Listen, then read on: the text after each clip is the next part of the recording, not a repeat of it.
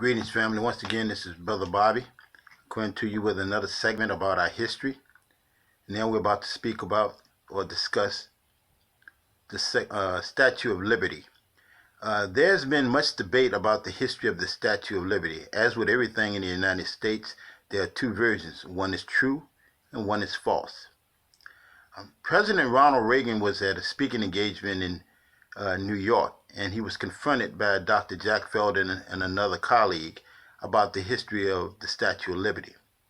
Many people are not aware of the Statue of Liberty's history. It is very well documented, and those in New York, those that are conscious, knows the story of the Statue of Liberty. On October the 28th, 1886, the Statue of Liberty was unveiled to the world. There were no women allowed to be there present because they were complaining about the right to vote.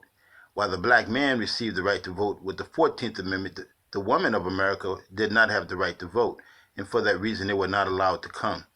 Also, blacks were not in attendance, and that was based on the racism of the day, just as is current to this day.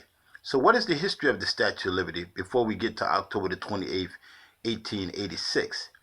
The French were mostly abolitionists.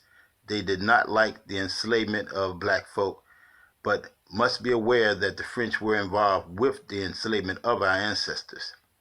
That being said, there was a dinner party that was put together by one Edward Le Boyer.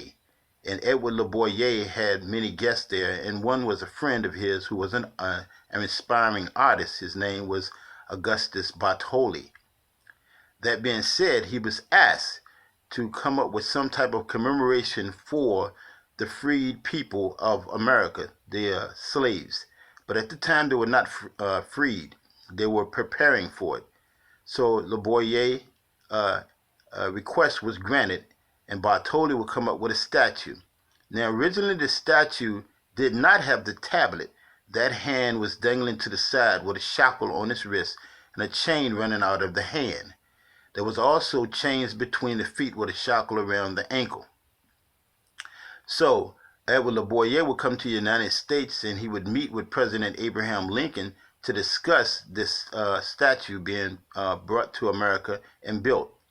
It came to America in over 300 parts. So as the money was being collected to have this statue erected here in the United States, the racism would rear its head once again here in the United States. So they asked for some alterations to take place. Originally, the face was of a black woman with a wide nose and thick lips, and she had locks. Of course, when you look at the 7-pointed crown upon her head, one representing each one of the continents. But in actuality, we've been misinformed also about the continents. There are only 6 continents. There are not 7. So that being said, the Statue of Liberty would be built here in the United States with the modifications unveiled to the world on October the 28th, 1886. And the history of the original Statue of Liberty would be wiped out of the history pages. That will conclude another segment of our history. Thank you for sharing and liking the information I'm putting out. Please pass this on to all your friends and family. I would say Hotep.